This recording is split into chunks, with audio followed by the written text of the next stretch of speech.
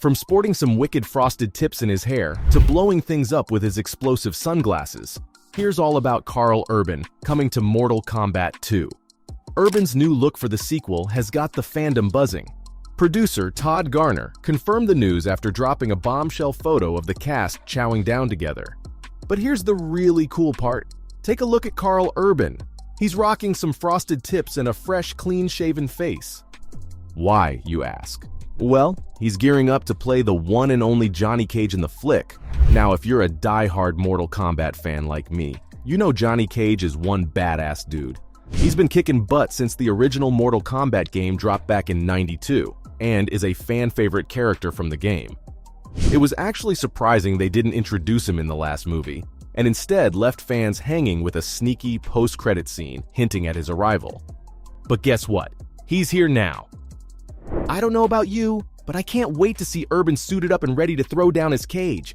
The dude's got serious acting chops, and I have no doubt he's gonna knock this role right out of the park. But here's the thing that's got everyone buzzing. His hair. His hairdo is stealing the show.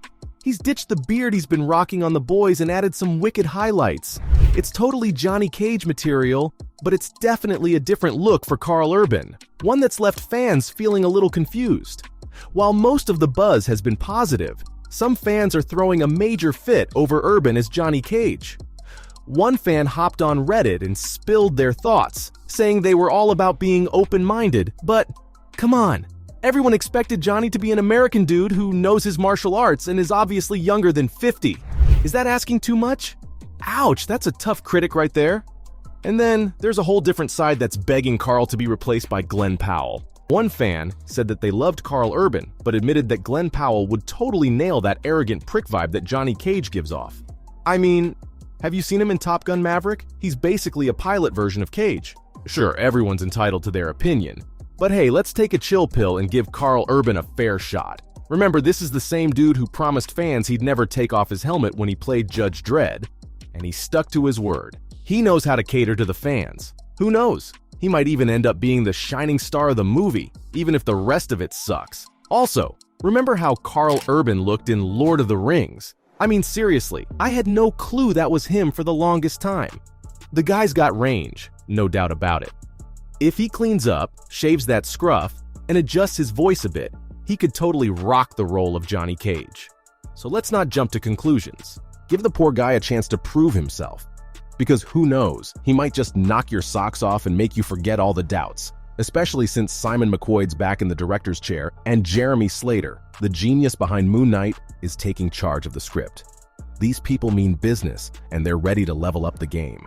Even the cast has been amped all the way up. You've got some fresh faces joining the crew. Adeline Rudolph is stepping in as the fierce Kitana, while Tati Gabrielle is gonna rock it as the badass Jade. We've also got Martin Ford taking on the role of the mighty Emperor Shao Kahn, Damon Harriman as the creepy Netherrealm demon Quan Chi, Desmond Chiam as the regal Adenian King Gerard, and Anna Nguyen as the majestic Queen Sindel. These new additions are gonna add a whole new level of excitement to the Mortal Kombat universe. But a lot of old faces are also back in action. Louis Tan is back as the heroic Cole Young. Jessica McNamee is bringing the badassery as Sonya Blade, and Josh Lawson is back to deliver those snarky one-liners as the hilarious Kano. And let's not forget Tadanobu Asano as the powerful Lord Raiden, Mekad Brooks as the unstoppable Jax, Ludi Lin as the lightning-fast Liu Kang, Chin Han as the sinister Shang Tsung, Joe Taslim as the icy Bihan and Sub-Zero, Hiroyuki Sanada as the fiery Hanzo Hasashi and Scorpion, and Max Huang as the deadly Kung Lao. These guys already proved they've got what it takes in the first movie, and they're ready to bring even more intensity to the sequel. Now let's address the elephant in the room. The first Mortal Kombat flick had a lot of mixed reviews, and the folks behind the scenes are fully aware of it. They're determined to make things epic this time around. Screenwriter Jeremy Slater ain't holding back. He's treating the sequel as the ultimate opportunity to take what worked before and crank it up to 11. He wants to blow everyone's minds and leave us begging for more. He said that this is going to be the Mortal Kombat sequel that nobody saw coming, and it's going to knock our socks off. Remember Louis Tan, the dude who rocked it as Cole Young in the first movie? He's also got some big hopes for the next installment. He said it's going to be a wild ride, packed with more action and bloodshed than ever before. According to him, There's a whole universe of storylines and characters to explore, and squeezing all that into a 2-hour flick is like trying to fit a sumo wrestler into a Mini Cooper. So he said he hopes the sequel is longer, giving fans more time to dive into the Mortal Kombat mythology. And after the wild ride I had in the first movie, it's clear that a proper tournament is on the horizon. I'm talking about the epic showdown that gives the Mortal Kombat series its name. Now here's the thing. The 2021 Mortal Kombat flick didn't give fans the full-blown fighting tournament between worlds.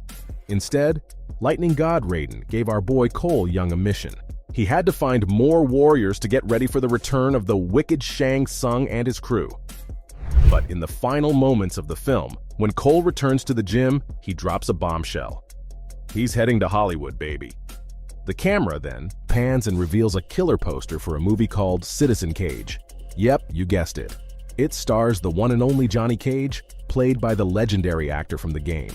He's a B-list celeb of the Mortal Kombat universe, and is known for his direct-to-VHS martial arts flicks.